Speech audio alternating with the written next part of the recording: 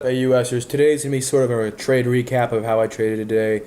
I only made one trade, but this is kind of a good opportunity to really walk through my trade and what was going through my mind, and to kind of hide the price action from you guys, to kind of give you guys a good mindset about why I made the trade and my mindset behind it and how it works. I actually got a special request for that actually directly. So basically, sometimes I'll trade stocks directly, meaning I'm just trading that one stock with zero consideration of other things. But I almost always look at the SPY when I'm trading that, because you have to relate these two. These two gotta kind of match up, kind of give you a good signal. Because this is the S&P 500, and its direction can very much determine your stock's direction.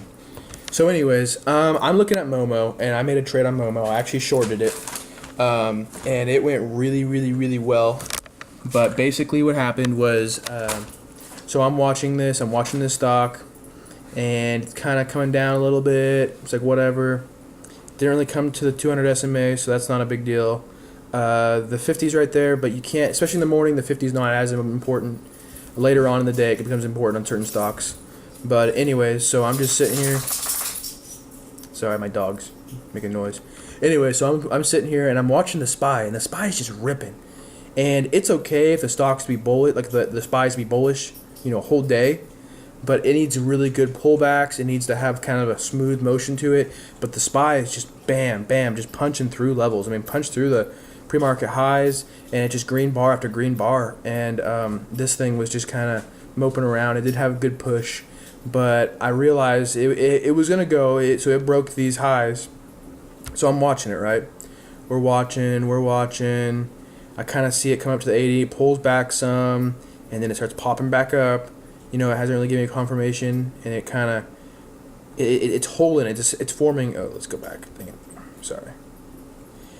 It formed this ascending pattern, so I knew it was going to come through these highs right here, and then the SPY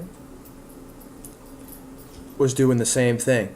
Kind of reconsolidating, and I just knew this thing was going to go, and I kept watching the SPY. It wasn't going to go. It was going to go down eventually, because if it's just kind of having this, it's a decent uptrend, but the SPY had to have turned. It has to turn down eventually, and so what it tells me, if it has an okay bull run, but with the SPY doing amazingly, that means as soon as the SPY points downwards, as soon as the SPY has a kind of a sell-off, then this thing is going to sell off. Especially look how the reaction is. It's pretty dramatic for just a little, a little sell-off here. So I'm watching it. Oh, let's go with the SPY. Okay. And something critical to acknowledge is this stock MOMO isn't just coming to what you're about to see, a double top, but it's also coming near a whole number resistance level, and that whole number is the $31. So I see it drop hard, and I waited. I told myself, oh man, that would have been nice, but I waited. I said no, I need to wait for the right opportunity. Boom, I shorted it right here when it's coming up. I figured, this is a really good resistance level. This is a really good risk reward, and it was. You need an appropriate risk reward, because every time you buy a stock, or you sell, or you short sell, every time you make a position, your first thought shouldn't be how much money am I going to make. Your first thought should always be how much money am I willing to lose. And this was the perfect risk reward. It was coming to high of days on a double top. The SPY was finally kind of doing these quick little sell-off jolts. It was just coming off this big rally that was just. It was too good, so to speak. The buyers are exhausting themselves, so that means the buyers are going to exhaust themselves here. So I shorted it. I set a stop just above the $31 whole resistance number. Whole numbers of resistance, like I just said. It's resistance and support. And then you can see what happened. It worked out very well for me, very well. And kind of move on here in the SPY.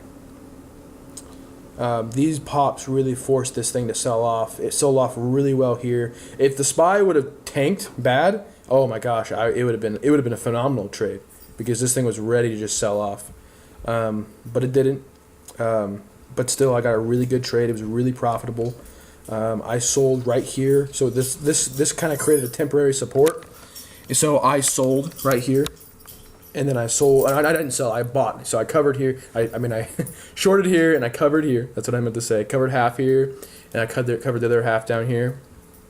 We're starting to kind of trend back up, and it was a really good trade. I'm really happy about it. It's profitable. Just gotta remember, guys. you got to ignore all these guys making